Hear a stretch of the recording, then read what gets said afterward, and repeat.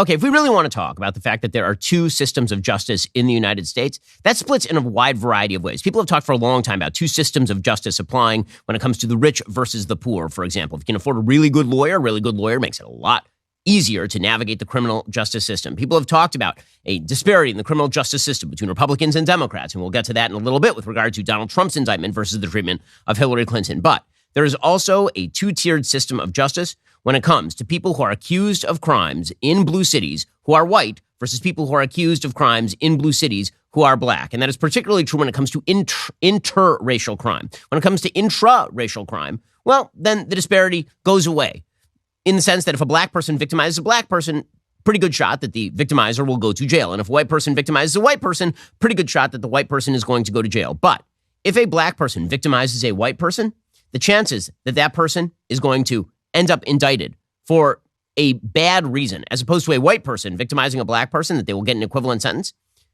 those chances are just not the same, and we all know it. That's particularly true if you're talking about a controversial circumstance in which it is unclear whether a crime was even committed. So take, for example, a case in which a crazed white homeless person is subdued by a law-abiding black American Marine who subdues him, and then the white person dies. Do you think that black person is going to end up in the dock, indicted by a grand jury, and prospectively spending the rest of his life in prison?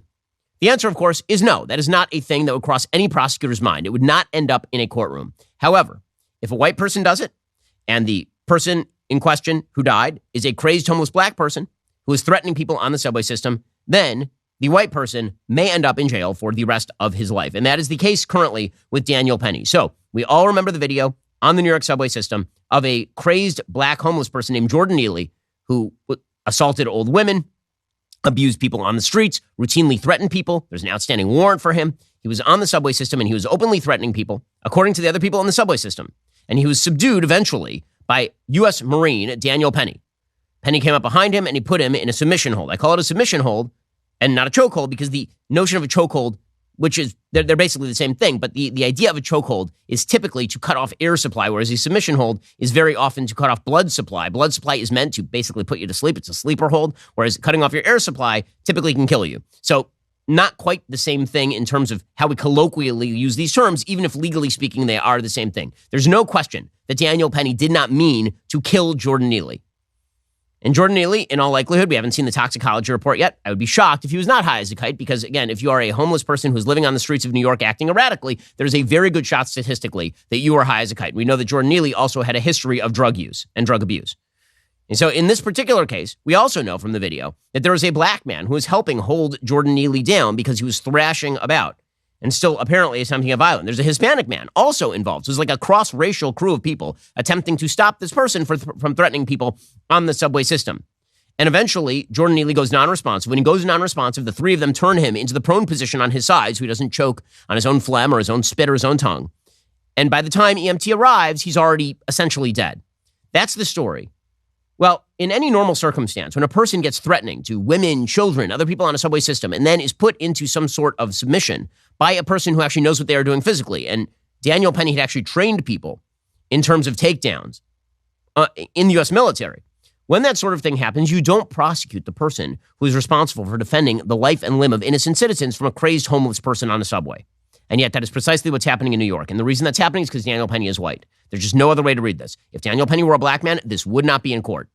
According to ABC News, a grand jury has now indicted former U.S. Marine Daniel Penny in connection with the chokehold death of Jordan Neal aboard a subway train. The exact charges will not be unsealed until Penny appears in a court at a later date. Penny was initially arrested on a second-degree manslaughter charge.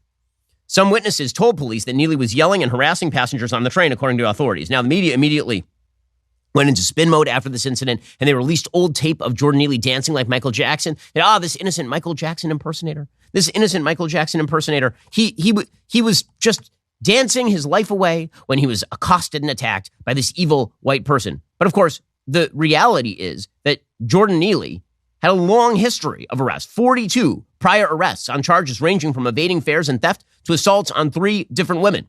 He had pled guilty to assaulting a 67-year-old woman leaving a subway station just back in 2021.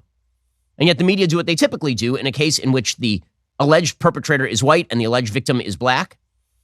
Very often, they will find you a picture of the most innocent that that the person who's black has ever been, right? This is what happened with Michael Brown. When Michael Brown was shot by an officer in Ferguson, Missouri, after attempting to grab the officer's gun, the pictures that you saw were not of Michael Brown in any sort of thug pose or him beating up a store owner 5 minutes before. What you saw was his graduation photo. And you see this very often. The media immediately attempt to go to their defined narrative of innocent black man killed for no reason by terrible white person. Now, again, other people on the train have already said publicly to the media that Neely was threatening people. Penny held Neely for several minutes. At some point, Neely stopped moving. Penny held him for a longer period of time. But you can see on the tape that he's kind of thrashing about until he's not thrashing about anymore. The medical examiner determined that Jordan Neely was killed by a chokehold. His death was ruled a homicide. Now, typically, when you say that somebody a death is ruled a homicide, that doesn't mean it was a murder. A homicide just means you didn't die of quote unquote natural causes. Okay, but again, this is a perfect example. What is the picture that ABC News uses in order to promote this story? It's a picture of Jordan Neely from 2009. Okay, from 2009, where he's dressed up as Michael Jackson singing This Is It outside Regal Cinemas. That's the picture that they use, not the picture of him screaming and yelling at people or the picture of him punching an old lady. Apparently, Steinglass said prosecutors conducted a thorough investigation that included interviews with eyewitnesses, 911 callers, and responding officers before moving forward with a criminal charge. Neely had a long documented mental health history, and his family has, of course, come out of the woodwork with the help of Benjamin Crump, apparently, to try to sue. Because this is typically the way that this works. The family that was nowhere to be found when this unfortunate homeless crazed person was alive suddenly emerges from the woodwork when tragedy occurs. In a second, we'll get to Daniel Penny's account of the incident. First, this Father's Day, it's time to grill. Okay, we all know Father's Day is a great time for grilling. I'm planning on getting out there. But here's the thing. You can get the best gift for Dad by getting him the gift of meat from Good Ranchers. Producer Savvy actually just got her husband the Rancher's Classic Box for his first Father's Day. They are very pumped about all of this. They have a new baby, which makes, going to the grocery store kind of difficult. And now they have the world's best meat. So I'm sure that Savvy's husband will be a very happy man. Good Ranchers offers ribeyes, New York strips, T-bones, all natural burgers, and the most delicious chicken you could ever want. Plus, right now, you'll get $30 off with code BEN at goodranchers.com. Good Ranchers also offers a price lock guarantee for the next 2 years. You can lock in that price right now. And if you'd done that a couple of years ago, you know how much you would avoid in inflation? A lot. Whether your dad is a steak lover, a barbecue enthusiast, or just enjoys that good old-fashioned burger, Good Ranchers has something for everyone. Order today. Make this Father's Day a sizzling success. Head on over to goodranchers.com. Use code BEN for $30 off any box. That is promo code BEN at goodranchers.com. Goodranchers.com. American meat delivered. Okay, so Daniel Penny, he has now publicly responded to the charges.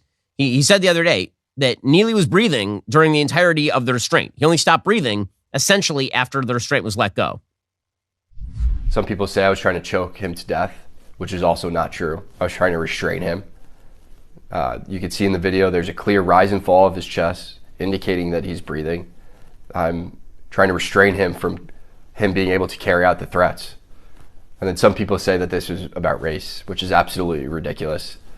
I didn't see a black man threatening passengers. I saw a man threatening passengers. A lot of whom were people of color. Okay, and all of that, presumably went by the wayside when the grand jury decided to indict. Now, they do say that a grand jury will indict a ham sandwich, right? And this is a frequent phrase in American criminal law. It's not hard to get a grand jury to indict. But the fact is that no reasonable prosecutor will bring this case. You're talking about a case of reasonable doubt. But here's the thing. Reasonable doubt cases turn into not reasonable doubt cases in the United States when the races are wrong. That's the way this works. And this is the reason Derek Chauvin is currently in prison. I'm about to say a very unpopular thing, but this is what I do because the thing happens to be true. George Floyd is not dead because Derek Chauvin put a chokehold on him or because he was putting pressure on his neck. There was no damage to George Floyd's neck. George Floyd was in a state of excited delirium by the medical evidence. He was already saying he could not breathe when he was in the car. He was begging to be let out of the car, and the best available footage, as the prosecution itself admitted, involved Derek Chauvin on his shoulder, not on his neck.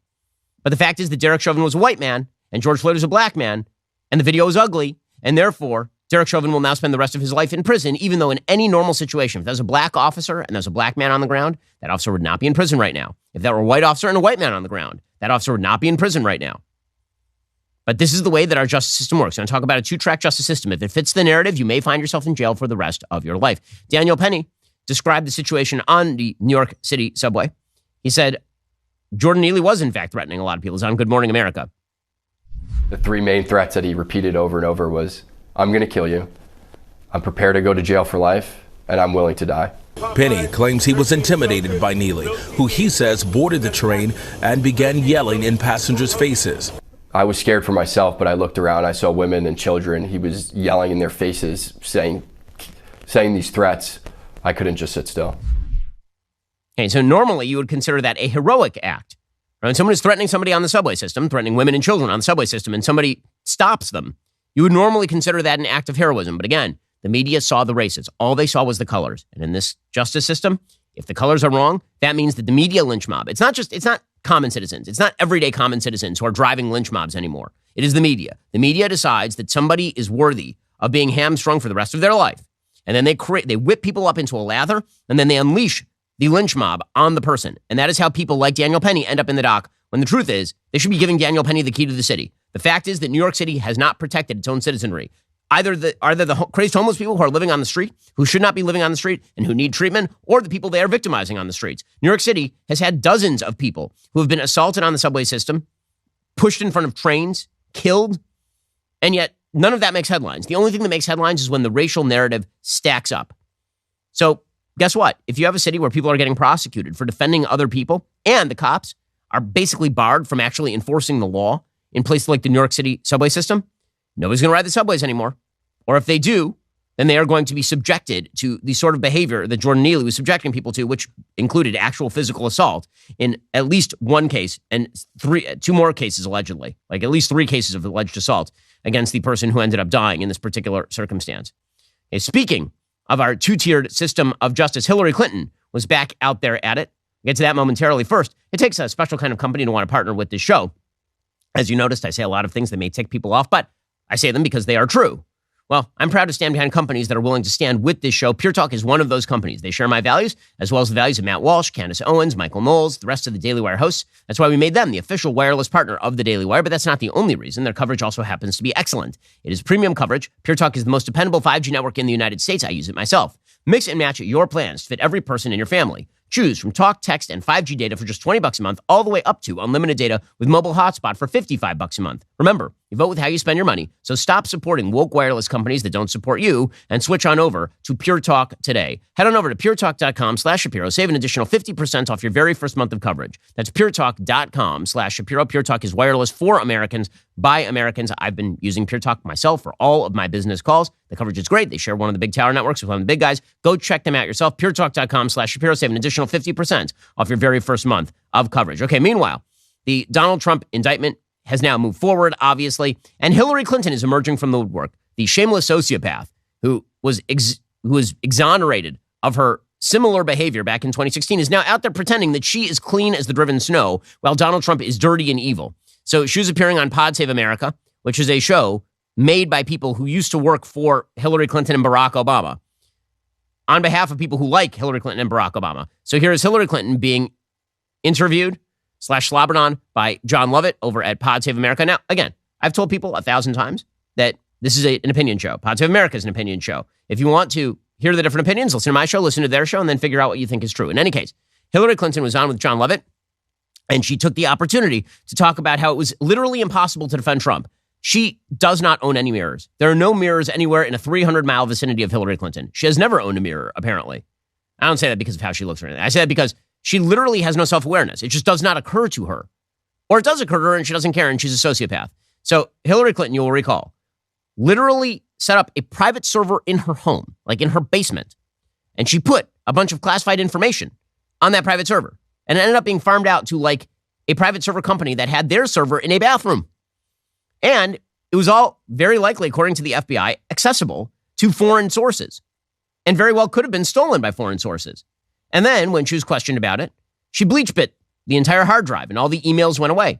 And she claimed it was all just a bunch of stuff about yoga and wedding planning and all the rest. And it turns out that that wasn't true because the emails reemerged on the computer of convict Anthony Weiner, who had an unfortunate penchant for soliciting minors. So yeah, that didn't seem real secure. But none of it was a problem for Hillary Clinton. She's out there claiming that she is wonderful and Donald Trump is the root of all evil. And we can all see it.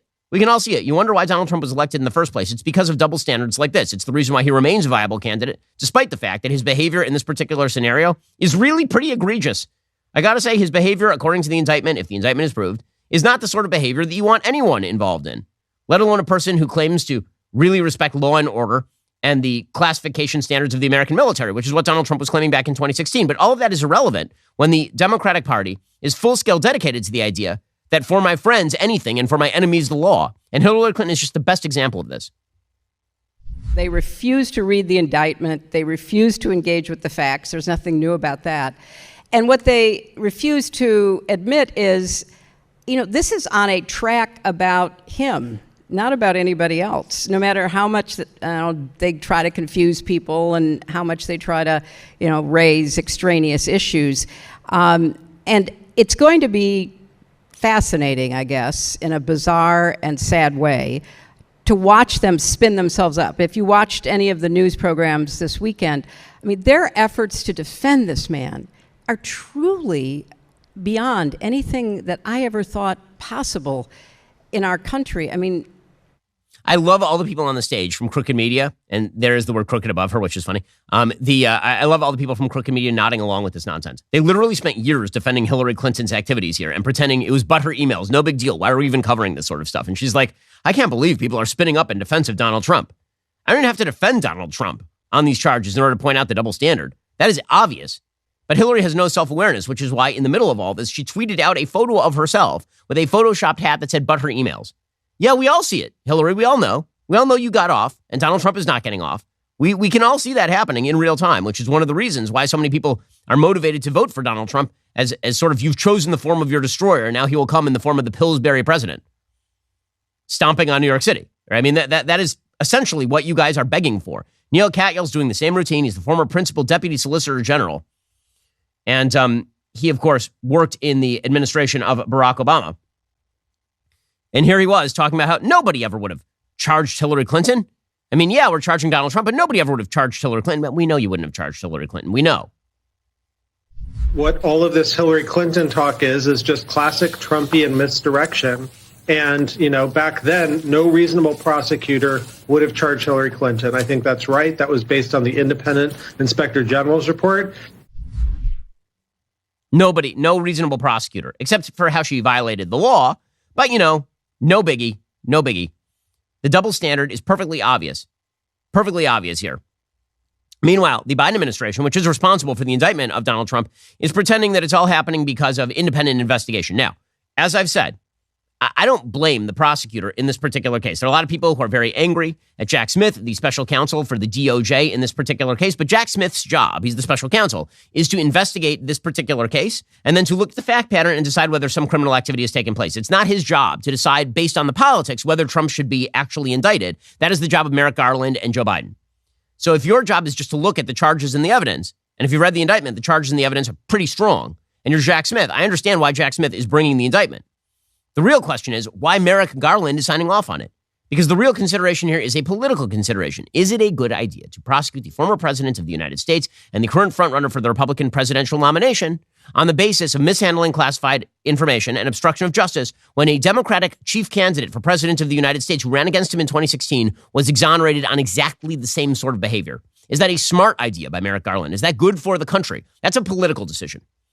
Right. And when you have prosecutorial discretion and it's used frequently, you have to question why that discretion is being used in the way that it's being used. Again, prosecutorial discretion is used in deciding whether or not to prosecute Daniel Penny in a case where there is clear, reasonable doubt, obviously. Prosecutorial discretion is being used by Merrick Garland in deciding whether the DOJ ought to go forward with the prosecution of Trump. That's not up to Jack Smith. That's up to Merrick Garland, and it's up to Joe Biden. But here was Merrick Garland asked yesterday about his role in the indictment, and he basically refuses to answer the question. Can you give the American public a very clear sense of what exactly your role was in the indictment process, just so people can understand what that role is? And then secondarily, given the historic and extraordinary nature of the case, explain to people, if you would, why this was the best and most appropriate step that was taken and why there were no other alternatives. I'm trying to remember the first question. Exactly, your role. Yes, so my role is completely consistent with the regulations that set forth the responsibilities of the Attorney General under the special counsel regulations, and I followed those regulations. With respect to the second question, this again is asking for particulars, and I'm not going to be able to comment. So he's just going to avoid all that. But again, it's his DOJ. He is the head of the DOJ. He's the Attorney General of the United States. This indictment does not go forward without his sign-off on it. He doesn't have to take the recommendation. It's a political question. They decided they wanted to prosecute Trump. It is that simple, and everybody can see it. In a second, we'll get to the media response to all this, again covering for the Democrats, because this is what they do professionally speaking. First, abortion is the leading cause of death among infants in the United States and the world. Sadly, with the abortion pill accounting for about 50% of all abortions, babies' lives are now at greater risk than ever in some ways. Thankfully, you and I can do something about it thanks to our new partners at Preborn's network of clinics. Preborn is the largest provider of free ultrasounds in the United States. They offer love, support, and compassion to hurting women, helping them make the right choice. By letting a mom see and hear her baby on ultrasound, the child's chance at life is doubled. The ultrasound quality these days is astonishing. We have a brand new baby number 4, and we met him long before he emerged from the womb, and guess what? He is the same kid. Preborn clinics provide mothers who choose life with maternity and baby clothes, diapers, car seats, counseling, and much more. All of these services, up to 2 years of assistance, are provided free of charge thanks to people like you. Join me on my mission to save 17,000 babies from abortion. One ultrasound is just $28. A $140 donation gives 5 babies a chance at life. A $15,000 donation will cover the cost of an ultrasound machine and save countless babies' lives for years to come. All gifts are tax deductible. We're the answer to saving these lives, so help out today. Donate by dialing pound 250, say keyword baby. That's pound 250 baby, or go to preborn.com/Ben. That's preborn.com/Ben. Okay, so CNN is doing its best to pretend that Joe Biden is not behind these charges. Again, it is the Biden administration that's pushing forward with this. The special counsel does not have the power to simply prosecute. They have to have the sign-off from the DOJ. Here is CNN pretending that is not the case. Trump insinuated that Biden had him arrested, that Biden did it, also that Biden also had illegally obtained and kept troves of documents. Yeah, so the first part, there was no indication, no evidence whatsoever that President Biden is somehow behind these charges. They were brought by a special counsel and approved by a Florida grand jury of ordinary citizens. Then this claim about Biden and the 1,850 boxes. Look, Biden is under his own special counsel investigation because he did take some number of classified documents from his time prior to being elected president. But these 1,850 boxes, Jake, are not 1,850 classified boxes. Okay, I'm sorry. Daniel Dale reemerging from witness protection. Yeah, you remember Daniel Dale, right? He's the guy who during the Trump administration would appear every 5 minutes on CNN for a fact check. And then when Joe Biden was taken out of his coffin, they mothballed Daniel Dale, and now he's back to fact check. Here's the reality. Joe Biden's administration is in charge of the DOJ. The DOJ is in charge of the prosecution. It's that simple. They could have killed it. They decided not to kill it. Now, they may have good legal reasons not to kill it, but certainly from a political level, they've now opened a can of worms. Meanwhile, we have some updates on Donald Trump and how this case is going to proceed. Many of the witnesses in this particular case are going to be people who are closely associated with Donald Trump. According to the New York Times, the judge is making clear that Trump should not be talking about the facts in his indictment with any potential witnesses because, again, there is the idea that they might be colluding with one another. That's particularly true of his aide, Walt Nauta, who is also under indictment at this point. But many of the people who are giving evidence at this point are going to be closest to aides, advisors, lawyers, even member of his Secret Service detail, because those are people who presumably may have been implicated in the activity of moving classified documents around Mar-a-Lago. Throughout the documents investigation, according to the New York Times, many employees at Mar-a-Lago were interviewed about Trump by Mr. Smith's team at a time when, like Nauta, they were being represented by lawyers paid by Trump's PAC. Some of the lawyers Trump hired to defend him in this case have also wound up being questioned by the government, and they may also appear as witnesses. Again, that goes to the crime fraud exception. Right? This is the case with regard to some of his lawyers who basically informed the federal government that Trump had turned over all of the classified documentation. And then it turns out that Trump was actually hiding some of the classified documentation from his own lawyers. So they were lying without knowing they were lying, according to the indictment. That would include, of course, Evan Corcoran and Jennifer Little, both of whom were subpoenaed for testimony and records, nearly all of them possessed by Corcoran and by Mr. Smith's team during the investigation. According to the indictment, Trump had told Corcoran he wanted to be at Mar-a-Lago when Corcoran did a search, and Little did not have to be there. And then in the time when Corcoran was not there, he moved around some of the documents. So some of those people presumably will be called to testify. There's an argument that's now being made by Trump's legal team and by people who are his defenders that he is safe under the Presidential Records Act, which allows the president to take with him personal records of the presidency. That is not the same thing as agency records, as Andy McCarthy has pointed out. It's a dubious legal argument that the Presidential Records Act not only applies to contemporaneous records of conversations the president, like his diary, that he himself was making, but also any material that crossed his desk is now considered presidential records, as opposed to the CIA gave him a confidential top secret report, and now he gets to take that home and put it on his wall. Typically speaking, that is not covered by the Presidential Records Act, as Andy McCarthy has made pretty clear. Others have made this clear as well. With that said, that is a defense that will be presumably tried. Again, all of this comes down to, on Donald Trump's level, so many things can be true at once here. One of the things that is true is that Donald Trump's behavior here is just irresponsible and reckless. There is no reason to do this. I can't say this too much. When you know your enemies are targeting you, do not put a target on your own back. His enemies are going after him with fire ants, and Donald Trump is like smothering himself in honey. I don't understand why you would do that, like he's a rational human being. If Donald Trump actually took his opposition seriously, if he actually believed the left was as much of a threat as he says the left is, and I believe they are, then why would he make himself vulnerable in this way? And we're now finding out that Trump rejected his own lawyer's advice on all of this stuff, which of course is obvious. Apparently, according to the Washington Post, one of Trump's attorneys, Christopher Kise, wanted to quietly approach the Justice Department to see if he could negotiate a settlement that would preclude charges, hoping Attorney General Merrick Garland and the department would want an exit ramp to avoid prosecuting a former president. Kise would hopefully take the temperature down, he told others, by promising a professional approach and the return of all the documents. But Trump was not interested after listening to other lawyers who urged a more pugilistic approach, so Kise never approached prosecutors. 3 people briefed on the matter said. A special counsel was appointed just months later. That quiet entreaty was just one of the many occasions when lawyers and advisors sought to get Trump to take a more cooperative stance in a bid to avoid what happened on Friday. Apparently, all of his lawyers were saying over and over pretty much, you should just give them back the documents. Why are you not giving back the documents? What are you doing? And he was doing what he always does, which is ignore his lawyers. It was a total unforced error, said one person close to Trump, who's been part of dozens of discussions about the documents. We didn't have to be here. Trump again and again rejected the advice from lawyers and advisors who urged him to cooperate. Why exactly that is the case is beyond me. I don't understand what motivated Trump, why he had such a deep desire to keep the documents that he wished to put himself in this particular situation. And again, this goes forward to electability. Is this a person with the sort of discipline necessary to win an election against a person he already lost an election to? I don't know the answer to that. So it's very difficult to say the answer is yes. It's also difficult to know what's going to happen with Walt Nauta. Right? One of the questions here is whether Walt Nauta may now turn on Trump, because Walt Nauta is being charged. And this is the big question in the case. Trump has essentially Walt Nauta was his valet. He was his valet. He was essentially bringing him Diet Coke in the White House as an aide, and then eventually he ended up working for Trump's super PAC, and then eventually he ended up working up for Trump personally, which is why he was the one who's being texted to move all of these boxes around. But he is facing decades in prison now. He's a 40-year-old. He's facing 20 years in prison if he's convicted of the most serious charge against him.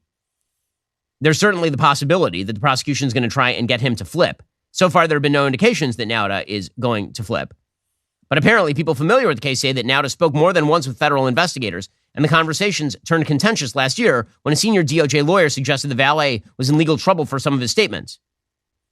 Apparently, Nauta's lawyers reacted angrily to that suggestion, and the relationship never recovered.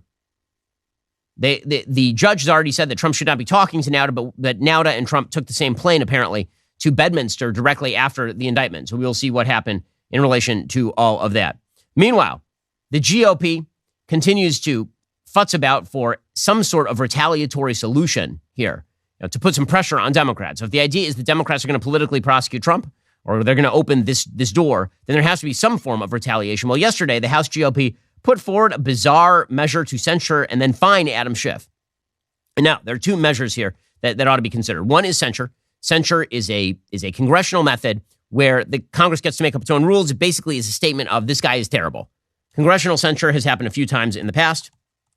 The particulars of this case, it's happened approximately, it's only expelled. Only 5 members in the history of the United States Congress have actually been expelled. But censure is significantly more popular. Back in 2021, Paul Gosar was censured by the Democratic Congress. In 2010, Charlie Rangel was censured by Congress. Then you have to go back to 1983. So there was talk about censuring Adam Schiff because he spent years on end lying, right? Lying routinely about the Trump-Russia investigation, suggesting that there was information right around the corner that he was privy to, that Trump was guilty of collusion with Russia. Again, one of the reasons why there's so much goodwill toward Trump in this particular case is because the Democrats have been crying wolf about Trump literally since the day he came down the golden escalator. Well, now the House attempted to vote to censure Schiff, but they also attempted to add on top of that a $16 million fine. Well, I got to say, is that good strategy? I mean, this is a serious question. There are 20 Republicans who voted against that. So the censure motion ended up getting tabled.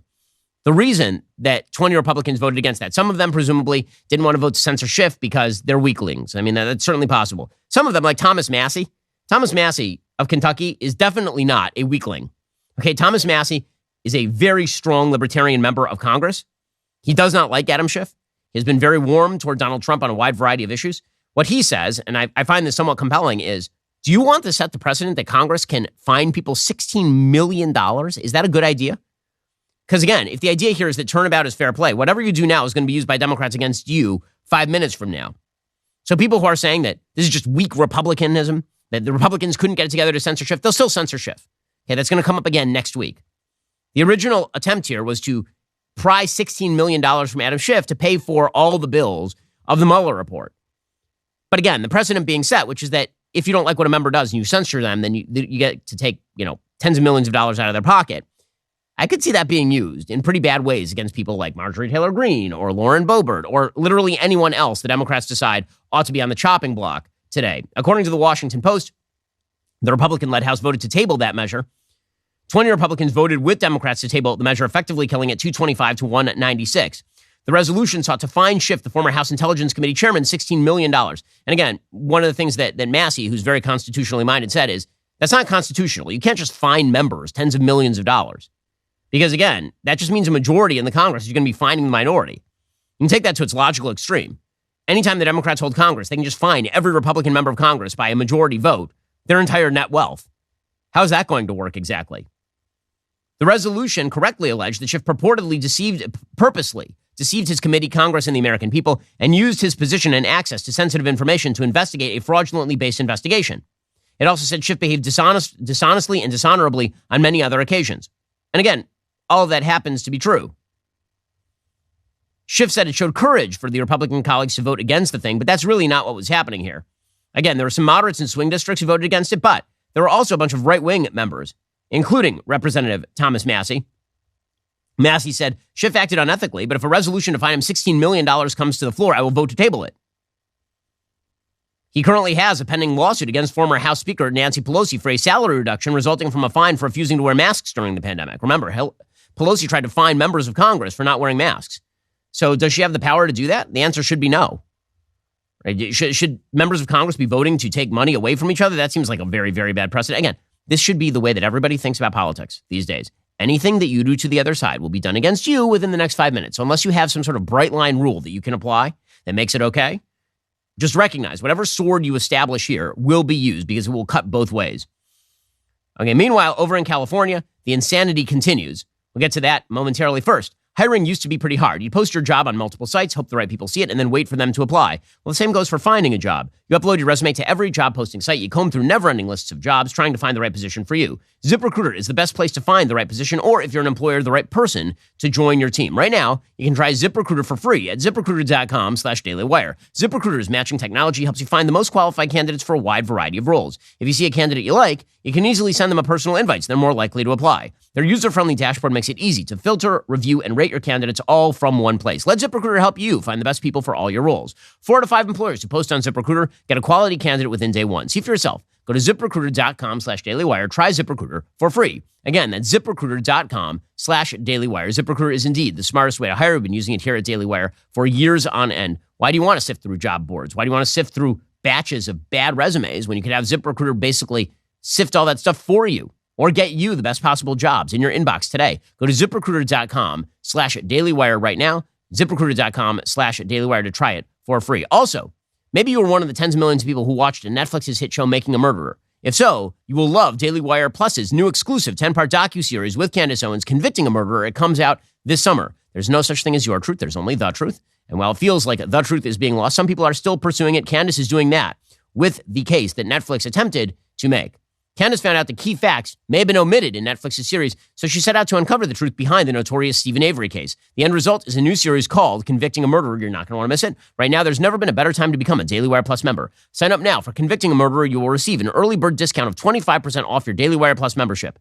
You also get all of the other premium content from Daily Wire Plus, including The Greatest Lie Ever Sold, What is Woman, and the largest collection of content from Dr. Jordan B. Peterson anywhere, including his series on the Book of Exodus. So head on over to dailywire.com/subscribe right now. Become a member, see the truth when it finally comes out. Okay, meanwhile, remember that time that Democrats pretended that they didn't want to take your gas stove? They did. They did.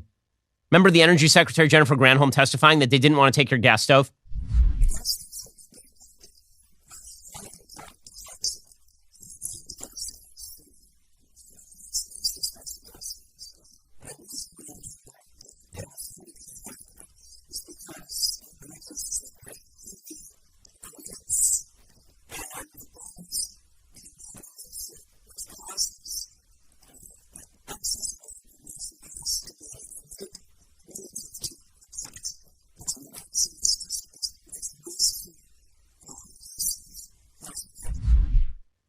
They don't want to take your gas stove. It's just not, they would never want, yesterday, 181 Democrats voted to ban gas stoves. So just going to point that out. So that's good news. Glad they're doing that. According to FoxNews.com, the House on Wednesday passed legislation to block the Department of Energy from implementing tough new energy conservation rules on gas stoves, an effort that was supported by more than 24 Democrats. Lawmakers passed the Save Our Gas Stoves Act in a 249 to 181 vote, which means 181 Democrats voted in favor of letting the Department of Energy ban gas stoves. But this is always the rule. We're not doing it, and it's good that we are. That is the way all of this stuff works. Meanwhile, Joe Biden's Catholic Church is holding a special mass. Are you excited? Are you really excited? Well, apparently, Wednesday evening, they celebrated a special mass over at this Catholic church, this very Catholic church. Now, there are a bunch of Catholics who work for this program, and so it's time to survey the Catholic room. Guys, have you ever heard of a pride mass? A gay pride mass? Savvy, is this a thing that you do at your local church, a gay pride mass? Nope, I didn't think that this was part of the normal rosary. I wasn't aware. Is there a sloth mass or a wrath mass also? Also, no, Savvy says. I assume that the adultery mass is rather lit. But I'm confused because I thought that the Catholic Church was a hierarchically structured church in which the Pope had the final say. And so I'm very confused that the localities are somehow allowed to somehow greenlight full-scale violations of both the Old and New Testaments. That's exciting stuff to learn. The pastor of Holy Trinity Catholic Church in Georgetown, which counts Biden among its congregants, defended the decision to have the Mass, saying it was not celebrating pride in terms of vanity. Not in terms of vanity, just in terms of, lust. Okay. This celebration is an expression of our parish's mission statement to accompany one another in Christ, celebrate God's love, and transform lives, said the Reverend Kevin Gillespie. Our celebration of pride is not celebrating personal vanity, but the human dignity of a group of people who have been too long the objects of violence, bullying, and harassment. Our parish reaches out to LGBTQIA plus people as it reaches out to Catholics in all of our areas. Well, I assume that they are going to teach all of these people that they had best give up their particular sexual lifestyles and identities in favor of, the biblically prescribed ones. I assume that'll be part of the deal, right? I mean, because it's not pride in the actual act. It's not pride in the actual identification as anything other than a Christian. It's pride. I have to say, more respect to the Southern Baptists today. The Southern Baptists actually decided to essentially dissociate from churches that have appointed female reverends because they say that violates our scruples. When is the Catholic Church going to do the same? I'm wondering. When are archbishops going to suddenly decide that it's time to stop giving communion to people like Nancy Pelosi and Joe Biden, or to excommunicate churches that participate in pride masses? Aren't there any limits at all? I'm confused. Again, Savvy, fill me in if I'm doing this wrong, because I'm not the Catholic expert, but it feels like at some point the Vatican should do something about this, no? At least speak out would be a big one. Yeah, that makes sense, but I guess they're not going to. You know who is speaking out, though? The Muslims. So, in my favorite intersectional battle of the day, a Michigan city, which is all Muslim, it's an all-Muslim city council in Hamtramck, Michigan. They voted unanimously on Tuesday to approve a resolution banning the LGBTQ pride flag from being flown on the city's public property. Here's what the city council meeting looked like. Our soldiers fought, bled, and died in the jungles of Iwo Jima and the beaches of Omaha so that you and I can live with peace, prosperity, and freedom. Those soldiers fought under the American flag and no other. It's shameful and embarrassing to have any other flag in public buildings. You have the freedom to display whatever you wish in your home or your private businesses. We respect all nations, cultures, and their flags, but we only salute the American flag. Do not waver and do not flinch. You are doing the right thing. God bless you, and God bless the United States of America. Well, good for that guy. I'm all in on that. That sounds correct. It'll be fun to watch the Democrats struggle with intersectional populations in conflict. So good for Muslims for standing up for, basic Americanism there. Like the American flag should be the only one that flies above public buildings. I thought that should have been, wrote by this point, but apparently not. But it's going to be fun to watch Democrats struggle with Muslims are the new homophobes. That's going to be fun to watch. Okay, time for some things I like and then some things that I hate. So, things that I like today. There are a couple of things to like. One, Starbucks has now had to pay a manager almost $26 million. Why? Well, you remember, during the Black Lives Matter kerfluffle back in 2020, when every major corporation was pretending that America was systemically racist against black people, and therefore they had to pay obeisance to people who were acting badly in their stores. So Starbucks had a situation in which there were two black men at a Philadelphia cafe who were not buying anything and then asked to use the restroom. And a white lady, who was a manager, basically called the police when they refused to leave. And Starbucks chided this person. They made her a national scandal. Well, now the lady, whose name apparently is Shannon Phillips, she sued Starbucks for discrimination. And she won a $25.6 million verdict. A New Jersey federal jury decided in favor of Shannon Phillips. She sued Starbucks in 2019 over allegations of racial bias and discrimination. It took the 8-member panel nearly 5 hours to award $25 million in punitive damages and $600,000 in compensatory damages to Phillips, determining her skin color played a decisive role in her termination. Phillips worked for Starbucks for 13 years. She oversaw roughly 100 cafes. She was fired less than a month after Dante Robinson and Rochelle Nelson were arrested at a Spruce Street store on April 12, 2018 for refusing to leave a table.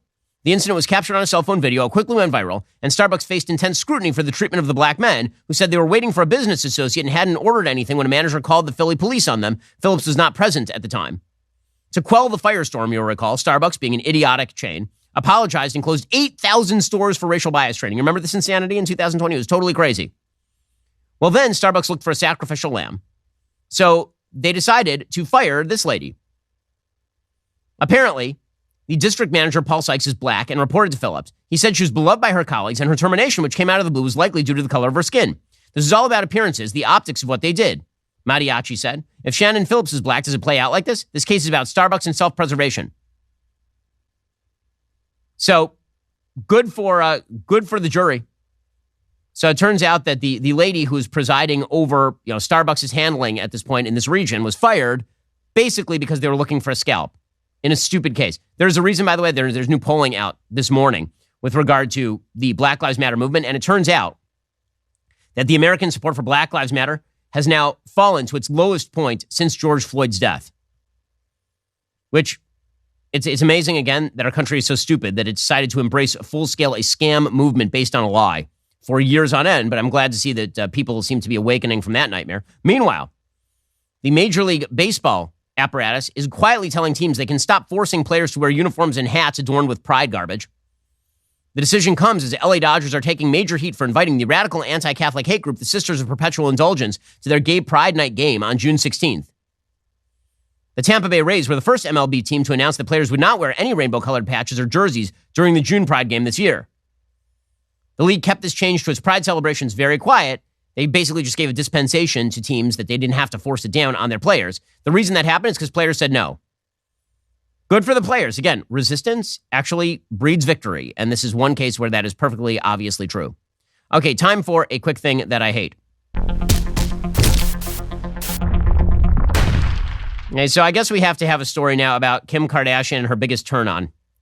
Yeah, Page 6 is doing this. The reality star broke down her man list of dream qualities in a partner during a Thursday episode of The Kardashians. Here is what she said.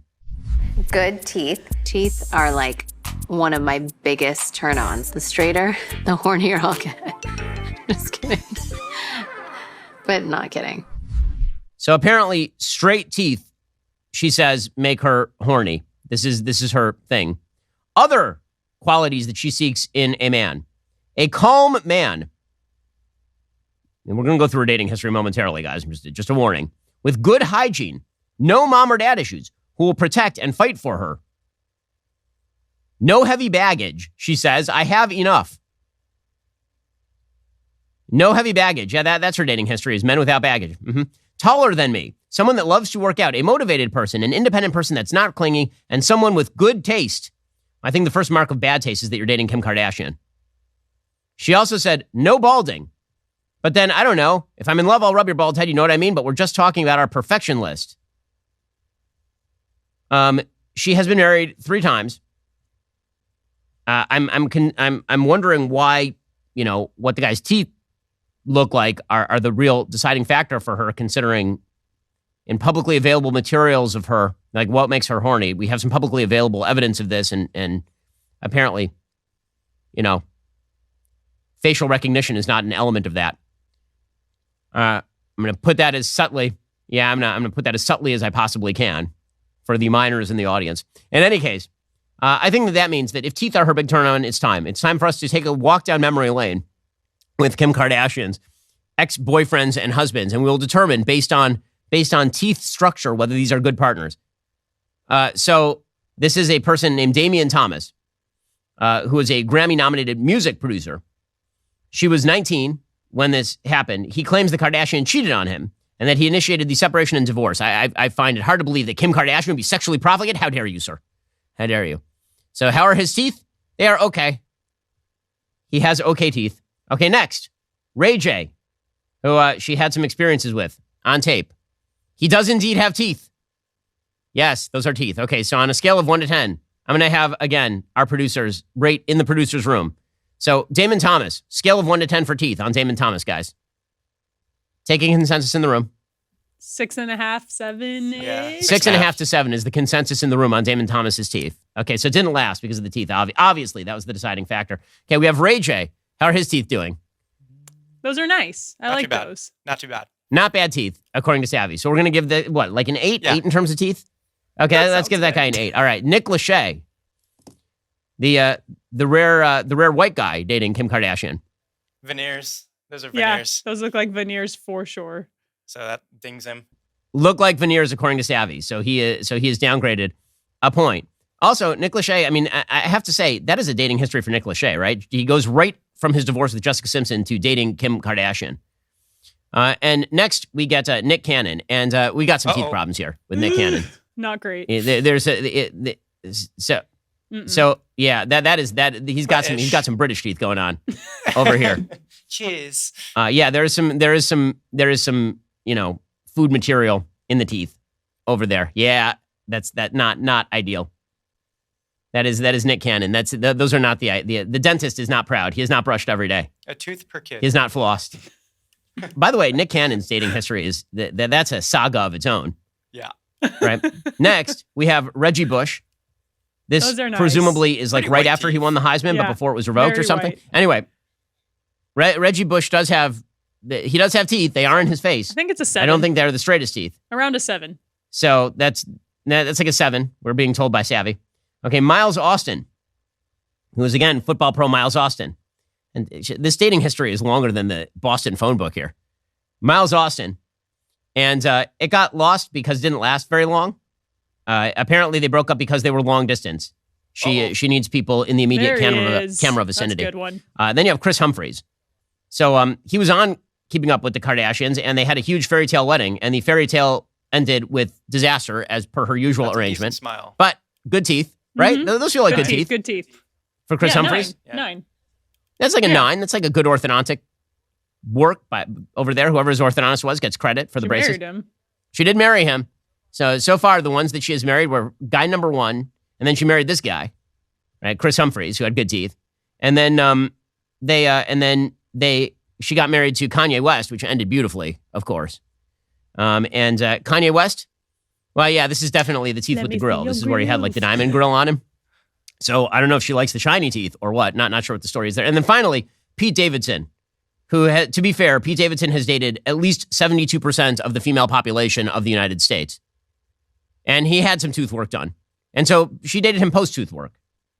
So apparently, like, if teeth are her thing, then the average human has, I don't know if they had their wisdom teeth removed, but most adults have like 32 teeth. And I believe the number of men that we just went through was, if I count correctly, 1, 2, 3, 4, 5, 6, 7, 8, 9. Go Kim. So that means that she has had a fulsome view of at least 288 teeth. So that is exciting stuff for Kim Kardashian. I know. I had to do it, guys. It was the thing you hated it too. We all hated it together. That's fine. I liked it. But them's the rules. I wasn't the one who brought it up. Kim Kardashian did. And since it was in the news, we had to talk about it. Alrighty, guys, the rest of the show continues right now. You're not going to want to miss it. We'll be joined on the line by Senator Marco Rubio. He has a brand new book out. We'll get his opinion on Trump's indictment. If you're not a member or become a member, use code Shapiro at checkout for 2 months free on all annual plans. Click that link in the description and join us.